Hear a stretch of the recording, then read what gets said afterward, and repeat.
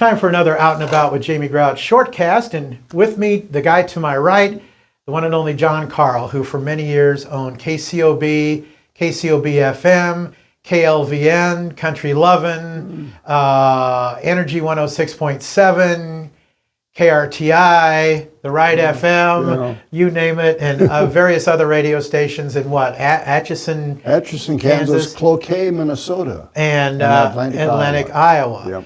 Okay, John, we don't have a lot of time here like we did before. Nearly 50 years in radio. Yep. Give us some highlights. Well, it got started when I was in high school. A friend of mine and I thought we were very funny people, and so we carved out an hour of time, I think it was 4 to 5 on Saturday afternoon, called Teen Time. And don't know what our listenership was. Maybe our parents, and that was about it. Hard to tell. Maybe grandparents, aunts and uncles too, something like that? Limited, let's just say. Okay, all right. Anyway, got offered a job at that station to help out in the summertime. And I had a choice of continuing with my construction job or talking on the radio. That was easy to decide. And then followed up at Drake University with a degree in broadcasting from that school. And our professor was Jim Duncan, who was a wonderful individual. Went on to Michigan State for a year and then came back to Atlantic. And the principals that owned Atlantic then bought a station in Centerville, Iowa, and asked me if I would go to Centerville and help sell advertising and be on the air and manage the station. I said, sure.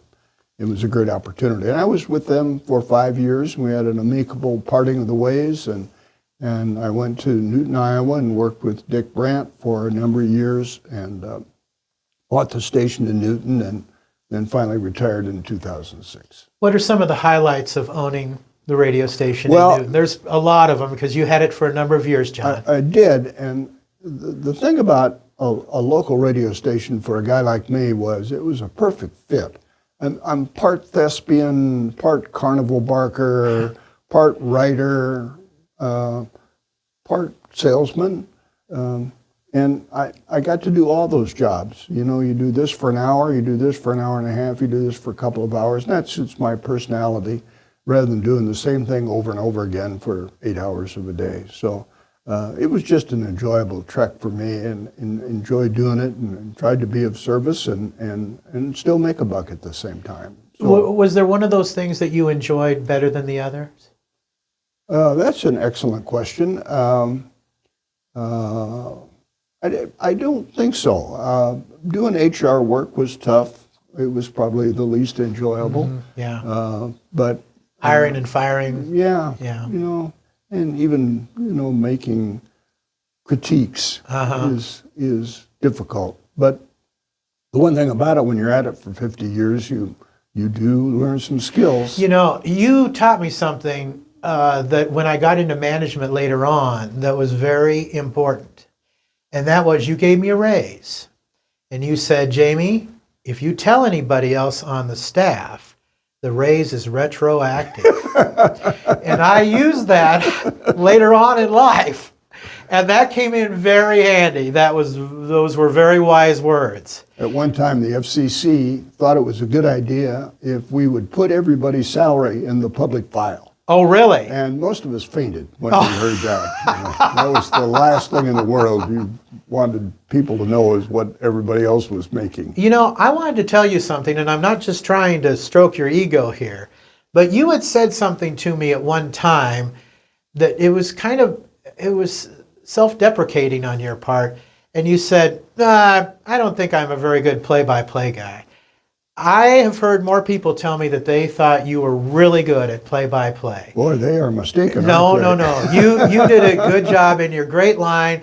And when Newton wasn't doing very, very well, you'd always say, "Come on, card kids, let's go." Yeah. And there's nothing wrong with being a cheerleader for the hometown team. No, that's for sure. That's for sure. And that was great. Yeah. So just real quickly, and I ask you this in the podcast too.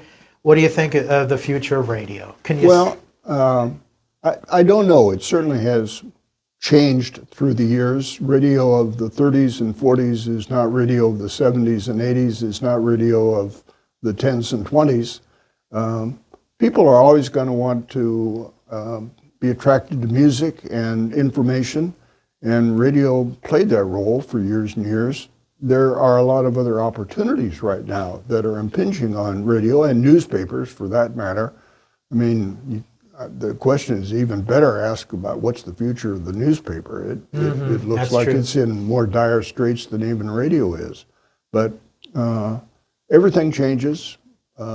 Retailing has changed, and we'll continue to see more changes. What the future radio is, I'm uncertain. Who knows?